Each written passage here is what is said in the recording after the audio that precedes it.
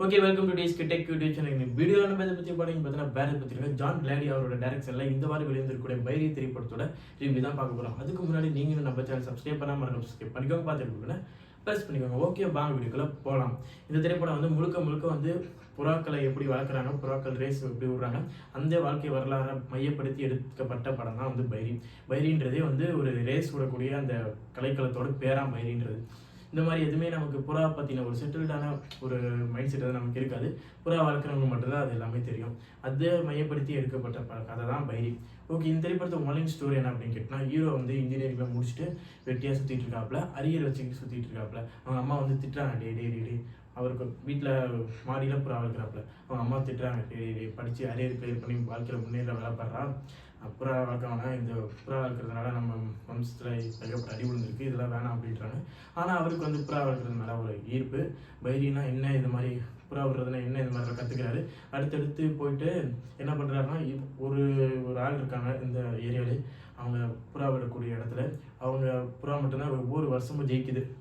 ரொம்ப ஹைட்டில் போகிறதா இருக்கட்டும், போயிட்டு டக்குன்னு வரதா இருக்கட்டும், எல்லா இடங்களுமே அவங்க புறா தான் ஜெயிக்குது. அதனால் இதை பீட் பண்ணணும் அப்படின்னு நம்ம ஹீரோ நினைக்கிறாரு. அதில் வந்து களத்திலும் இறங்குறாரு. அப்போ வந்து பல பகைகளை சம்பாதிக்கிறாரு, பல விரோதங்களை சம்பாதிக்கிறாரு. அதுக்கு அடுத்தடுத்து என்ன நடந்துச்சு, அது புறாவை ஜெயிக்க வச்சாரா, அந்த பகைகள்லாம் இப்படியெல்லாம் முடிவடைஞ்சிச்சுன்றதை பற்றி தான் அடுத்தடுத்து நகரக்கூடிய கதையை பொறுத்த வரைக்கும் சூப்பரான ஒரு ஸ்டோரி.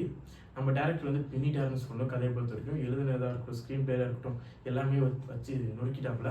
ஏன் அப்படின்னா, நான் பைரி படம் வந்து போகும்போது என்ன ஒரு மைண்ட் செட்டில் போனால், ஓகே புறாக்களோட வாழ்க்கை வரலாறு பற்றி இருக்க போகுது, அவங்க புறா எப்படி வளர்க்குறாங்க, அந்த மாதிரியான ஒரு ரேஸ் எப்படி விடுறாங்க, இந்த மாதிரி இருக்க போகுது, அது ஏதோ ஒன்று வழக்கம் போல் இப்படி தான் எடுத்து வைக்க போகிறாங்க அப்படின்ற மைண்ட் செட்டில் தான் நான் போனேன். ஆனால் படம் பார்த்துட்டு வெளியே வரும்போது என்ன ஒரு மைண்ட் செட் இருந்துச்சுன்னா, சூப்பர்ப்பா, நல்ல ஒரு ஃபீல் குட் மூவி, ஒரு ஃபீல் குட் மூவின்றதோட நல்ல ஒரு படம், ரொம்ப வருஷம் கழித்து பார்த்துக்கிற மாதிரியான ஒரு ஃபீல் உங்களுக்கு இருக்கும். ஏன்னா இந்த மாதிரியான ஒரு புறா வளர்க்குற கான்செப்ட் வந்து நீங்கள் பார்த்துருக்க மாட்டீங்க, மாரியில் பார்த்துருப்பீங்க. அதில் லிட்டில் பிட் தான் சொல்லியிருப்பாங்க.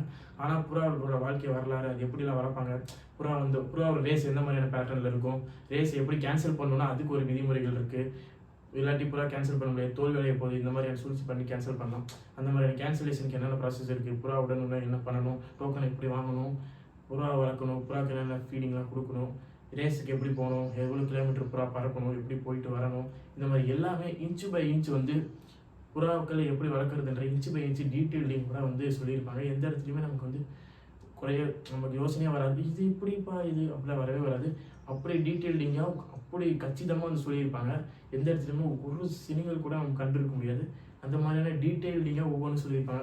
இது இப்படி தான் நடக்குதா, இது இப்படி தானான்ற உங்களுக்கு ஒரு புரிதல் வந்துடும். அந்த மாதிரியான டீட்டெயிலிங் உங்களுக்கு வந்து திரைப்படம் பார்த்துட்டு வரும்போது நல்லா ஃபீல் ஆகும். இவங்க இப்படி தான் வளர்க்குறாங்க, இதுதான் இந்த ப்ரொசீஜரோ, நமக்கு தெரியலையே, அந்த மாதிரியான ஃபீல் வந்து கொடுக்கும். அந்த ப்ரொசீஜர் வந்து உங்களுக்கு நல்லாவே டீட்டெயிலிங் பண்ணியிருக்காங்க. மாறி படத்தில் வந்து ஜஸ்ட் லைட் அண்ட் தட் வந்து டச் வந்து கொடுத்துருப்பாங்க. ஆனால் அதில் வந்து ஆக்ஷன் ஃப்ரீக், அது அந்த மாதிரி கமர்ஷியலில் போகும். இது வந்து ஃபுல் அண்ட் ஃபுல் இந்த டீட்டெயிலிங் ப்ளஸ் ஆக்ஷன் சீக்வன்ஸ் அந்த மாதிரியான இதில் ஃபீல் குட்டில் போகும். இந்த படம் ஃபுல் அண்ட் ஃபுல் வந்து நேச்சுரலிட்டியில் வந்து கண்டெயின் பண்ணியிருக்கிற ஒரு திரைப்படம் தான் பைரி. ஏன்னா ஆக்ஷன் சீக்வன்ஸ் கூட வந்து ஓகோ அடித்து பறக்க போகிற மாதிரியான ஆக்ஷன் சீக்வன்ஸ்லாம் இருக்காது.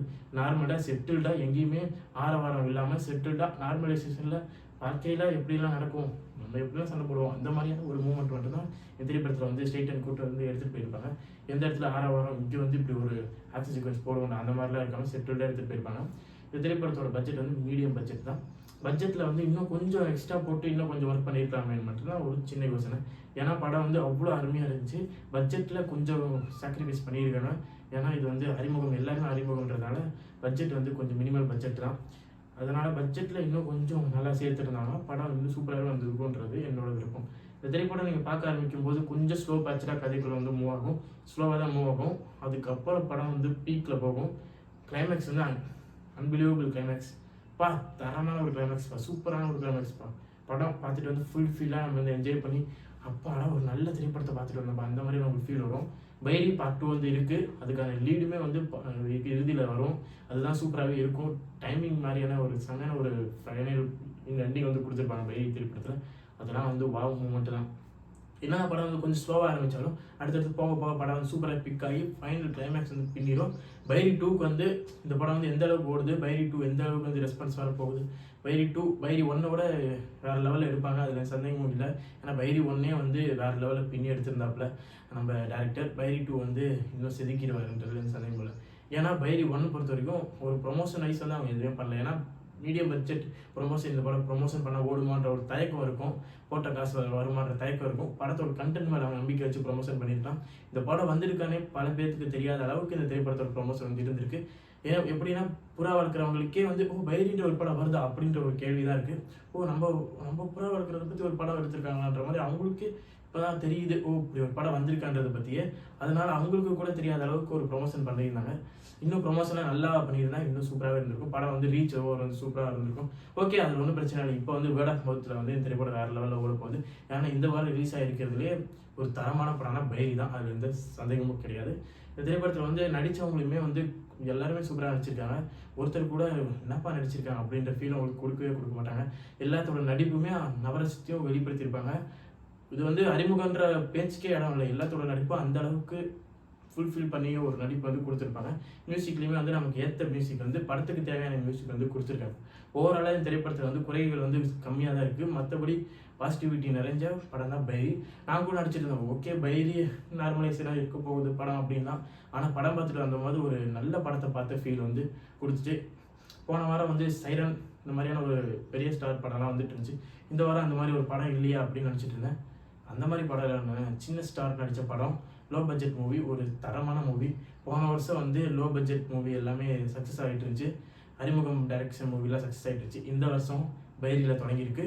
இனி இந்த வருஷம் எப்படி அருமையாக போகுதுன்றதை பார்ப்போம். ஓகே மக்களே, நீங்கள் பைரி திரைப்படத்தை பார்த்துட்டிங்களா? உங்களுக்கு எப்படி ஃபீல் ஆனிச்சுன்றதை மறக்காமல் கமெண்ட்ஸில் கமெண்ட். பைரி திரைப்படத்தோட TSK tech YouTube channel rating என்ன அப்படின்னு கேட்டிங்கன்னா 3.5/5.